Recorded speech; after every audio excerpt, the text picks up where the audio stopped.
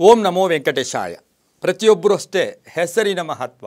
ನಾವು ಇವತ್ತಿನ ದಿವಸ ನಾವು ಮಕ್ಕಳಿಗೆ ಹೆಸರಿಡ್ತೀವಿ ಅಥವಾ ನಮ್ಮ ಹೆಸರು ಉಸಿರು ಪ್ರಾರಂಭ ಆದಾಗ ಹೆಸರಿರುತ್ತೆ, ಉಸಿರು ಹೋದಾಗಲೂ ಕೂಡ ಹೆಸರು, ಉಸಿರು ಹೋದ್ಮೇಲೂ ಕೂಡ ಹೆಸರಿರಬೇಕು. ಹೆಸರಲ್ಲಿ ಯಾವ ಶಕ್ತಿ ಇರಬೇಕು, ಮಕ್ಕಳಿಗೆ ಯಾವ ರೀತಿಯ ಹೆಸರುಗಳನ್ನು ಇಡಬೇಕು ಅಂತಕ್ಕಂಥದ್ದನ್ನು ನಾವು ಇವತ್ತಿನ ದಿವಸ ಯೋಚನೆ ಮಾಡಬೇಕಾಗಿರುತ್ತೆ.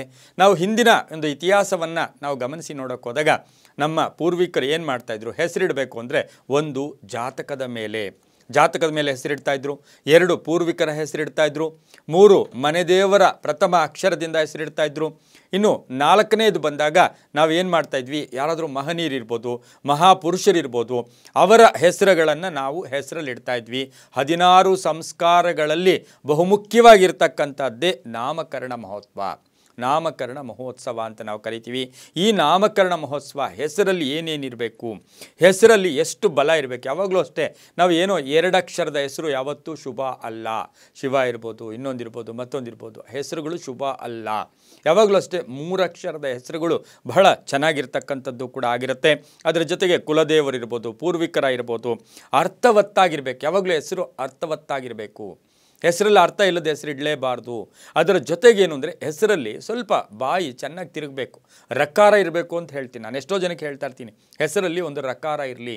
ಯಾಕೆ ಅಂತ ಹೇಳಿದ್ರೆ ನಾವು ಎಷ್ಟೋ ಜನ ನೋಡ್ತಾ ಇರ್ತೀವಿ, ಸೀತಾ, ಕವಿತಾ, ಮಮತಾ, ಸವಿತಾ ಇವೆಲ್ಲರೂ ಕೂಡ ಬಹಳ ಒಳ್ಳೆಯ ಹೆಸರುಗಳು. ಆದರೆ ಅವರು ಯಾವಾಗಲೂ ಕಷ್ಟಪಡ್ತಾ ಇರಬೇಕು, ಯಾವಾಗಲೂ ಸ್ವಲ್ಪ ಶ್ರಮ ಪಡಬೇಕು, ಯೋಚನೆಗಳನ್ನು ಪದೇ ಪದೇ ಮಾಡ್ತಾನೆ ಇರಬೇಕು. ಆದರೆ ನಾವು ಒಂದು ಸೀಕ್ರೆಟ್ ಇದೆ, ಒಂದು ಗುಟ್ಟಿದೆ. ಆ ಗುಟ್ಟು ಏನು ಅಂದರೆ, ಯಾರ ಹೆಸರನ್ನು ಒಳಗಡೆ ರಕಾರ ಇರುತ್ತೋ ಅವ್ರು ಸ್ವಲ್ಪ ಸ್ಟ್ರಾಂಗ್ ಇರ್ತಾರೆ. ನೀವು ಎಲ್ಲೇ ನೋಡ್ಕೊಳ್ಳಿ, ಯಾವುದೇ ನೋಡ್ಕೊಳ್ಳಿ, ಅಮೇರಿಕಾ ನೋಡ್ಕೊಳ್ಳಿ, ರಕಾರ ಇದೆ. ಆದರೆ ಇನ್ನೂ ಬೇರೆ ಬೇರೆ ದೇಶಗಳನ್ನು ಗಮನಿಸಿ ನೋಡಿ, ಅಲ್ಲಿ ರಕಾರ ಇಲ್ಲ ಅಂದರೆ ಅವ್ರ ಕಷ್ಟಗಳು ಸಿಲ್ಕಾಕೊಂಡಿರ್ತಾರೆ, ತೊಂದರೆಗೆ ಒಳಗಾಕೊಂಡಿರ್ತಾರೆ. ಹಾಗಾಗಿ ರಕಾರ ಇರಬೇಕು, ಹೆಸರು ಸ್ವಲ್ಪ ಸ್ಟ್ರಾಂಗ್ ಇರಬೇಕು.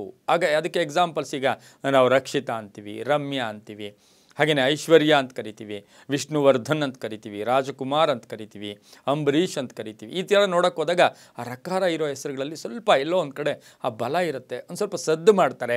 ಹಾಗಂತ ರಕಾರ ಇಲ್ಲದೆ ಇರೋರ ಹೆಸರುಗಳಲ್ಲಿ ಏನೂ ಶಕ್ತಿ ಇಲ್ಲ ಅಂದ್ಕೋಬೇಡಿ. ಜಾತಕ ಸ್ಟ್ರಾಂಗ್ ಇದ್ದು, ಗ್ರಹಗಳು ಚೆನ್ನಾಗಿದ್ದು, ಆಮೇಲೆ ಪೂರ್ವಿಕರ ಒಂದು ಅಂಶಗಳು, ದೈವಶಕ್ತಿ ಚೆನ್ನಾಗಿದ್ದಾಗ ಅದೆಲ್ಲವೂ ಕೂಡ ಚೆನ್ನಾಗಿರ್ತಕ್ಕಂಥದ್ದಾಗಿರೋದ್ರಿಂದ ಹೆಸರು ಮಕ್ಕಳಿಗೆ ಹೆಸರಿಡಬೇಕು ಅಂದರೆ ಅರ್ಥ ಇರಬೇಕು. ಅರ್ಥ ಇಲ್ಲದೆ ಹೆಸರಿಡಬಾರ್ದು. ಈಗ ಸರ್ ವಿಶ್ವೇಶ್ವರಯ್ಯ, ಕಾಶಿಯ ವಿಶ್ವನಾಥನ ಒಂದು ಪ್ರಸಾದದಿಂದ ಅವ್ರು ಹುಟ್ಟಿದ್ರು ಅಂತ ವಿಶ್ವೇಶ್ವರಯ್ಯ ಅಂತ ಕೂಡ ಇಟ್ಟರು.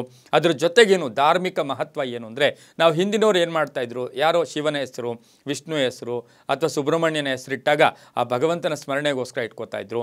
ಹಾಗೆ ಮನೆಯಲ್ಲಿ ಹಿರಿಯರು ಯಾರಾದರೂ ಕಾಲವಾಗಿದ್ದರೆ ಅವರ ಹೆಸರನ್ನು ಇಟ್ಕೊಂಡಾಗ ಅವರ ಹೆಸರನ್ನು ಕೂಡ ಇಟ್ಟು ಆ ಹೆಸರಿನ ಒಂದು ಬಲ ಕೂಡ ಕೊಡ್ತಾಯಿದ್ರು. ಹಾಗಾಗಿ ಮಕ್ಕಳಿಗೆ ಹೆಸರಿಡಬೇಕು ಅಂದರೆ ಭಾಳ ಜಾಗೃತಿಯಾಗಿರಬೇಕು. ಕೇವಲ ನಾವು ನಕ್ಷತ್ರದ ಪ್ರಕಾರ ಇಡಬೇಕು ಅಂತ ಇಲ್ಲ, ದೇವರ ಹೆಸರಿಡ್ಬೋದು. ಹಾಗೆಯೇ ಆ ವ್ಯಕ್ತಿಗಳಿಗೆ ನಾವು ಹೆಸರು ಅಂದರೆ ಏನು, ಕೇವಲ ಆ ವ್ಯಕ್ತಿ ಗುರ್ಸೋದಕ್ಕೋಸ್ಕರ, ನಾವು ವ್ಯಕ್ತಿಯನ್ನು ಗುರ್ಸೋದಕ್ಕೋಸ್ಕರ ನಾವು ಕರೆದಾಗ ನಮ್ಮ ಎಂಟೈರು ಸಪ್ತ ಚಕ್ರಗಳು ಕೂಡ ಜಾಗೃತ ಆಗುತ್ತೆ. ಹಾಗಾಗಿ ಮಕ್ಕಳಿಗೆ ಹೆಸರಿಡಬೇಕು ಅಂದರೆ ಬಹಳ ಜಾಗೃತಿಯಾಗಿ ಯೋಚನೆ ಮಾಡಿ, ಆ ಹೆಸರು ಇನ್ನೊಂದು 20 ವರ್ಷ, ಇನ್ನೊಂದು 30 ವರ್ಷಕ್ಕೆ ಈ ಕಾಲ ಬದಲಾವಣೆ ಬೇರೆ ಆಗಿರುತ್ತೆ. ಹಾಗಾಗಿ ಆ ಹೆಸರಿನಲ್ಲಿ ಶಕ್ತಿ ಇರ್ತಕ್ಕಂಥದ್ದನ್ನಿಟ್ಟಾಗ ಹೆಸರಿನಲ್ಲಿ ಆ ದೇಹದ ಮೇಲೆ ಅದರ ಪ್ರಭಾವ ಕೂಡ ಬೀರ್ತಕ್ಕಂಥ ಸಾಧ್ಯತೆ ಇರುತ್ತೆ. ಕೆಲವು ಹೆಸರುಗಳು ನಾರ್ಮಲ್ ಆಗಿದ್ದರೂ ಕೂಡ ಅವರು ಸಾತ್ವಿಕವಾಗಿದ್ದು ಬಿಡ್ತಾರೆ. ಹಾಗಾಗಿ ನಾವು ಏನೋ ಒಂದು ಸಾಧನೆ ಮಾಡಬೇಕು ಅಂತಕ್ಕಂಥ ನಮ್ಮ ಮಕ್ಕಳು ಚೆನ್ನಾಗಿ ಓದಬೇಕು, ಒಳ್ಳೆ ಡಾಕ್ಟರ್ ಆಗಬೇಕು, ಒಳ್ಳೆ ಇಂಜಿನಿಯರ್ ಆಗಬೇಕು, ಅಥವಾ ಈ ದೇಶಕ್ಕೆ ಕೀರ್ತಿ ಪ್ರತಿಷ್ಠೆಗಳನ್ನು ತರಬೇಕು ಅಂತಕ್ಕಂಥದ್ದನ್ನು ಕೂಡ ನಾವು ಇಟ್ಕೋಬೇಕಾಗಿರುತ್ತೆ. ಈಗ ನಮಗೆ ಉದಾಹರಣೆ ನೋಡಿದಾಗ ಸ್ವಾಮಿ ವಿವೇಕಾನಂದರನ್ನ ಹೆಸರು ಏನು, ಎಷ್ಟು ಸಾತ್ವಿಕತೆ ನೋಡಿ, ಎಷ್ಟು ಶುದ್ಧವಾಗಿದೆ, ಎಷ್ಟು ವಿಶೇಷವಾಗಿರ್ತಕ್ಕಂಥ ಹೆಸರು ಕೂಡ ಆಗಿತ್ತು. ಹಾಗೆ ಅದೇ ಅವರ ಪೂರ್ವದ ಹೆಸರು ನೋಡಿದಾಗ ನರೇಂದ್ರ ಅಂತ ಏನಿತ್ತು, ಆ ನರೇಂದ್ರ ಅಂತಕ್ಕಂಥದ್ದು ನರನಾಡಿಗಳನ್ನು ಅಷ್ಟು ಶಕ್ತಿಯುತವಾಗಿರ್ತಕ್ಕಂಥ ಹೆಸರನ್ನು ವಿವೇಕ ಅಂತ ಯಾಕೆ ಮಾಡಿದ್ರು ಅಂದರೆ, ಅವ್ರ ಸಾತ್ವಿಕತೆಗೆ ಸ್ವಲ್ಪ ಇದಾಗಲಿ ಅಂತಕ್ಕಂಥ ಪರಮಹಂಸರ ಒಂದು ಧ್ಯೇಯ ಕೂಡ ಆಗಿರ್ತಕ್ಕಂಥದ್ದಾಗಿರೋದ್ರಿಂದ ಮಕ್ಕಳಿಗೆ ಹೆಸರಿಡಬೇಕು ಅಂದರೆ ಬಹಳ ಜಾಗೃತಿಯಾಗಿ, ಸ್ವಲ್ಪ ದೊಡ್ಡ ಹೆಸರಿದ್ದರೆ ಒಳ್ಳೆಯದು, 2 ಅಕ್ಷರದಲ್ಲಿ ಇಡೋದು ಒಳ್ಳೆಯದು ಕೂಡ ಅಲ್ಲ. ಹಾಗಾಗಿ ಹೆಸರಲ್ಲಿ ಅರ್ಥಗರ್ಭಿತವಾಗಿರ್ತಕ್ಕಂಥ ಹೆಸರನ್ನು ಇಟ್ಟು ಆ ಮಕ್ಕಳನ್ನು ಮುಂದೆ ಭಾವಿ ಪ್ರಜೆಗಳಾಗಿ, ಮುಂದಿನ ಈ ದೇಶಕ್ಕೆ ಸತ್ಪ್ರಜೆಗಳಾಗಿ, ಒಳ್ಳೆಯ ವ್ಯಕ್ತಿಗಳಾಗಿ ರೂಪಿಸೋದಕ್ಕೆ ನಾವೆಲ್ಲರೂ ಪ್ರಯತ್ನ ಪಡೋಣ. ಸರ್ವೇ ಜನ ಸುಖಿನೋ ಭವಂತು.